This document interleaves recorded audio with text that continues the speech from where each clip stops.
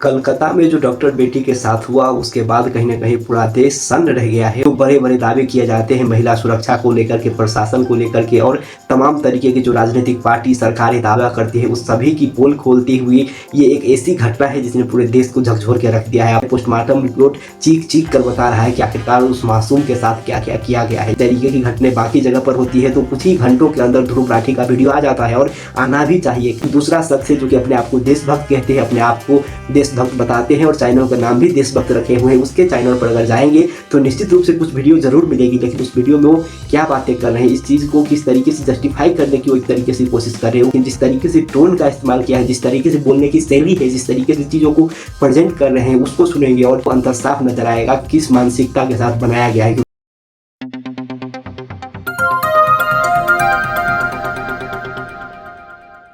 कलकत्ता में जो डॉक्टर बेटी के साथ हुआ उसके बाद कहीं न कहीं पूरा देश सन्न रह गया है और इस पर क्या बोले क्या ना बोले ये हर किसी को कुछ सोच नहीं रहा है, क्योंकि जिस तरीके से पोस्टमार्टम की रिपोर्ट आई है और जिस तरीके की ये पूरा घटना के बारे में बताया गया है उसके बाद कहीं न कहीं सभी लोग सन्न रह गए हैं। नमस्कार, आप देख रहे हैं मेरे नेटवर्क और आप सभी का स्वागत है। जैसा कि आप सभी को पता होगा कि जिस तरीके से कलकत्ता में एक डॉक्टर के साथ जिस तरीके की घटना हुई वो भी अस्पताल के अंदर, उसके बाद कहीं न कहीं एक गंभीर प्रश्न उठ रहा है कि आखिरकार देश किस ओर जा रहा है। और जो बड़े-बड़े दावे किए जाते हैं महिला सुरक्षा को लेकर के, प्रशासन को लेकर के और तमाम तरीके की जो राजनीतिक पार्टी, सरकारें दावा करती है उस सभी की पोल खोलती हुई ये एक ऐसी घटना है जिसने पूरे देश को झकझोर के रख दिया है। आप सभी को पता होगा कि किस तरीके से एक डॉक्टर जो है करीब 36 घंटे के लगातार ड्यूटी के बाद जब आराम करने जाती है तो एक अस्पताल में रेस्ट रूम तक नहीं है जहां पर कोई डॉक्टर थक करके काम करके आ रहा है तो थोड़ी देर रेस्ट कर पाए। उसके बाद वो कॉन्फ्रेंस हॉल में जाकर के थोड़ी देर आराम करने की कोशिश करती है, लेकिन जब सुबह होती है तो वहाँ पर उसकी डेड बॉडी मिलती है। और जिस तरीके से ये पूरा घटना हुआ है पोस्टमार्टम रिपोर्ट चीख कर बता रहा है कि आखिरकार उस मासूम के साथ क्या-क्या किया गया है। लेकिन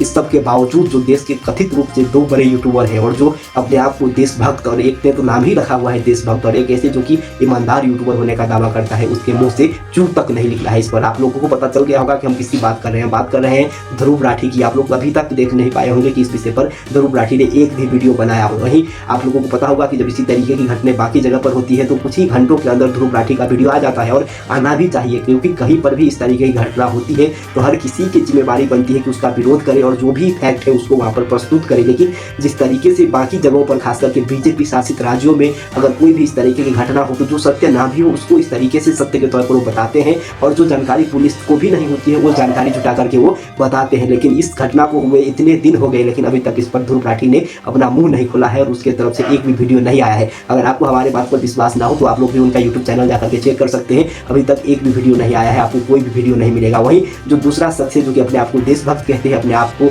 देशभक्त बताते हैं और चैनल का नाम भी देशभक्त रखे हुए हैं, उसके चैनल पर अगर जाएंगे तो निश्चित रूप से कुछ वीडियो जरूर मिलेगी, लेकिन उस वीडियो में वो क्या बातें कर रहे हैं, इस चीज़ को किस तरीके से जस्टिफाई करने की वो एक तरीके से कोशिश कर रहे हैं। वो क्या कहते हैं कि इस तरीके के घटने पहले भी हुए हैं और अभी भी हुए हैं और बाद में भी होंगे, तो कहीं ना कहीं इस तरीके की लॉजिक के साथ वो वीडियो शुरू करते हैं और बताते हैं कि ये सिर्फ पहला घटना नहीं है, वो बाकी की घटना को गिना करके, चाहे वो हाथरस का हो, चाहे यूपी में आप लोगों को पता होगा कि और भी इस तरीके से घटना हुए थे, चाहे ब्रिजभूषण का मामला है, जो है आसाराम का बाबा, चाहे गुरमीत राम रहीम का मामला हो, ये सारे मामलों को बता करके वो कहीं ना कहीं जस्टिफाई करने की कोशिश कर रहे हैं कि मीडिया इन विषयों पर बात नहीं करती और सभी अभी जो है कलकत्ता की इस पर ही बात कर रहे हैं। तो उनका अगर आप पूरा वीडियो देखेंगे तो निश्चित रूप से एक चीज़ जरूर कहनी होगी कि वीडियो बनाने की हिम्मत की है, लेकिन जिस तरीके से टोन का इस्तेमाल किया है, जिस तरीके से बोलने की शैली है, जिस तरीके से चीज़ों को प्रेजेंट कर रहे हैं उसको सुनेंगे। और ठीक उसी आदमी का वीडियो जब वो यूपी में हुए घटना पर और बाकी जगह पर हुई घटना पर बनाया है उस पर सुनेंगे तो आपको अंतर साफ नजर आएगा किस मानसिकता के साथ बनाया गया है। क्योंकि अपने आप को कोई बदनाम नहीं करना चाहता है, कोई बैकफुट पर नहीं खेलना चाहता है, सभी को फ्रंट फुट पर रहकर खेलना है, तो उसी का प्रयास के स्वरूप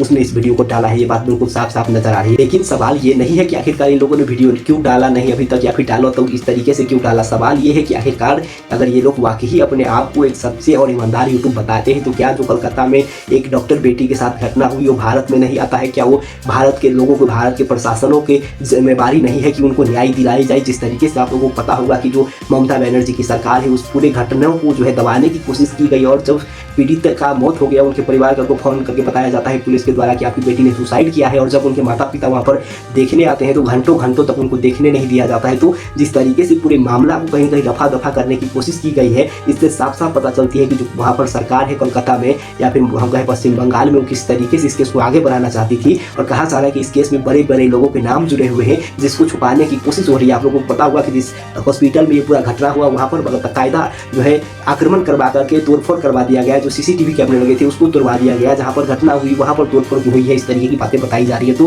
कहीं ना कहीं जिस प्रकार से इस घटना को एक बेटी के साथ हुई दुष्कर्म को यहाँ पर छुपाने की कोशिश हुई है, उस पर इन यूट्यूबरों का मुंह नहीं खुलता है, और जब खुलता है तो उनकी भाषा सुनिए आप लोग भी सन्न रह जाएंगे कि आखिरकार इतने गंभीर विषय के लोग इस तरीके से कैसे पेश करते हैं, और पुराने मामलों को जो है वहाँ पर उदाहरण देते हुए जस्टिफाई करने की कोशिश की जा रही है, और एक ने तो अभी तक अपना मुंह ही नहीं खुला है। तो इस तरीके से इन लोगों की कहाँ से फंडिंग होती है, किस तरीके से काम करते हैं, आप लोग समझ सकते हैं। और ये लोग देशभक्त नहीं, ये लोग विपक्ष भक्त है, और ये लोग विपक्ष भक्त नहीं, मोदी का विरोध करते करते देश विरोधी हो चुके हैं, जो कि देश के अन्य हिस्से जहाँ पर बीजेपी की शासन नहीं है वहाँ पर कुछ भी गलत होता है तो जस्टिफाई करने की कोशिश करते हैं, उसमें बोल नहीं पाते हैं, और बोलते हैं तो इस तरीके से बोलते हैं ताकि उस तरफ से भी डैमेज ना हो और हम अपने आप को जो है एक निष्पक्ष भी बता पाए। तो इस तरीके के मामले पर इन यूट्यूबरों की गंदी राजनीति जो हो रही है उससे आप लोगों को सावधान रहने की जरूरत है। अब आप सोच रहे होंगे कि हम इस वीडियो में उन लोगों की बात क्यों करते हैं, उनके बोलने ना बोलने से क्या फ़र्क पड़ता है। तो आप लोग सही है,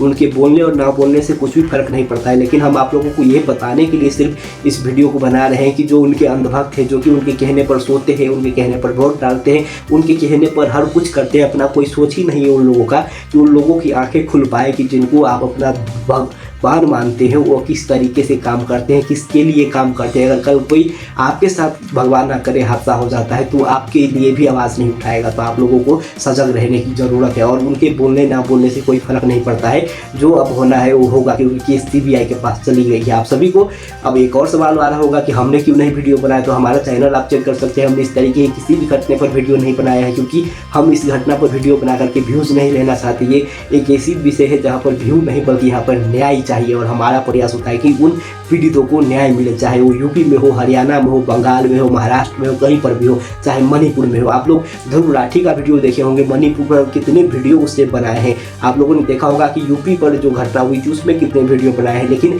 जहाँ पर नॉन बीजेपी गवर्नमेंट है वहाँ पर अगर कोई हादसा हो जाए, कोई घटना हो जाए, कोई इस तरीके से दुष्कर्म हो जाए तो उसके जवान नहीं खुलते हैं। आप लोग जाकर के उसके वीडियो चेक कर सकते हैं यूट्यूब पर। तो इस तरीके की गंदी राजनीति और गंदे लोगों से आपको बचना है, तभी ये देश जो है आगे की ओर जाएगा, और सच्ची जो पत्रकारिता है, सच्ची जो समाचार है वो आप लोगों तक पहुंच पाएगी। तो उम्मीद करते हैं कि इस अंधभक्तों से जो अभी तक आप लोग